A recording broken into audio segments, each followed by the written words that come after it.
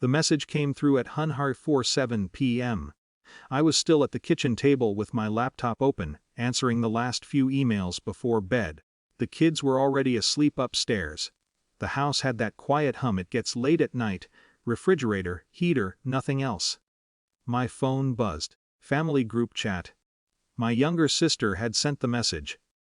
Don't bring your kids to Thanksgiving dinner.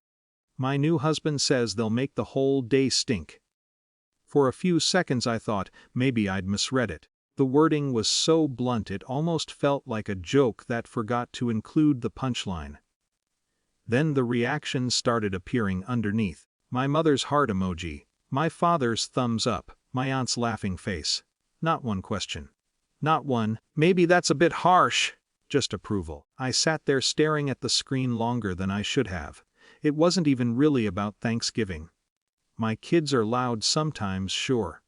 Every kid is, but they're also polite, curious, and the kind who say thank you without being reminded. Mostly, the message just confirmed something that had been quietly true in my family for years. My sister had always been the one the world adjusted itself around. I typed one reply. Understood. Then I set the phone down and closed the laptop. Upstairs, one of my kids turned over in their sleep. The house creaked softly. Life continued in that ordinary way that makes hurt feel almost smaller, almost manageable. I didn't text again that night. The next morning started early. I packed lunches, signed a permission slip, listened to my youngest explain, in great detail, why penguins were basically underwater birds, normal things. Work had been intense lately. Weeks of interviews, late nights, negotiations that stretched past midnight. A decision was supposed to come through that morning. By the time I dropped the kids at school, the sky was still pale gray. My phone buzzed once in the car. Another message from my sister. Hey, how's work going today? I didn't answer. By 9:30 am, I was already in the office. The building was 20 floors of glass and quiet efficiency. Assistants moved between desks with folders and coffee. The kind of place where people spoke in calm voices, even when the stakes were high. My door closed behind me. On the desk sat the official letter. The board had finalized the decision that morning. After months of evaluation, they had confirmed my promotion. Regional Director. The title didn't feel real at first. Titles rarely do. Mostly it meant more meetings, bigger decisions, and a slightly heavier responsibility for the people who worked under me. Still, I allowed myself a few quiet minutes to absorb it. Outside my office window the city moved the way it always does, traffic crawling, people crossing streets, everything continuing regardless of anyone's personal victories or losses. A knock came at the door. My assistant stepped in with a tablet. You have the 10:30 meeting arriving early, she said. They're already in the lobby. I nodded. What's the company name again? She read from the screen. A small consulting startup.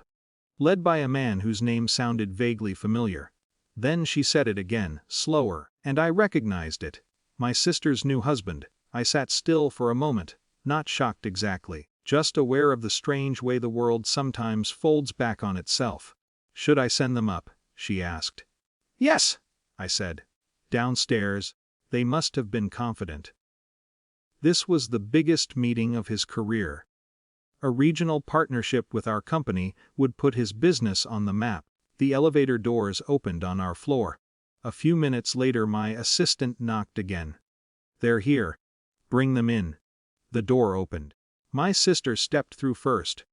She was wearing a tailored coat and that polite, professional smile people practice in mirrors before important meetings. Behind her came her husband, with a leather folder tucked under his arm. He looked up. Then he saw me. The sound he made wasn't loud, but it was sharp enough that my assistant glanced back over her shoulder. A short, startled scream. It wasn't fear. It was the sound of someone watching the ground shift under their feet. My sister's reaction came slower. Recognition, confusion. Then a tightening around her mouth as the realization settled in. Neither of them had known who they were meeting. I stood and offered my hand like I would to any other client. Good morning, I said. They shook it automatically. The room felt very quiet after that. We sat down. He opened his presentation, though his hands weren't quite as steady as they had probably been in the elevator. Slides appeared on the screen. Market projections, expansion plans, partnership benefits. I listened, asked questions, took notes. Nothing about the conversation was personal. Not the night before. Not the message about Thanksgiving. Just numbers, strategy, and risk. My sister barely spoke. She sat slightly turned in her chair, watching the table like she was studying the grain of the wood. After about 40 minutes, the presentation ended. The husband waited. I folded my hands together. "Thank you for putting this together," I said. His shoulders straightened a little, hopeful. I continued.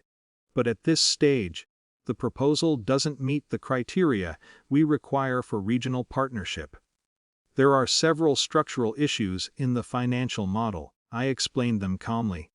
Clearly, no accusation, no sarcasm, just facts. The silence afterward stretched longer than any argument would have. Eventually they gathered their materials. My sister stood last. For a moment she looked like she might say something. Instead, she just nodded. They left the office without another word. Through the glass wall I watched them cross the hallway toward the elevator. The door closed behind them. 15 minutes later my assistant came in with the next meeting's agenda. The day continued. That afternoon I picked up my kids from school. My oldest climbed into the back seat and buckled in. "Are we still going to Grandma's for Thanksgiving?" they asked. I sat there for a second before starting the engine. "Maybe not," I said. "Why?" I looked at them in the rearview mirror. "We might try something new this year." They seemed to accept that easily. Kids usually do. On the drive home the sun dipped low behind the buildings. Traffic moved slowly. My phone stayed quiet in the cup holder. The family group chat didn't light up again.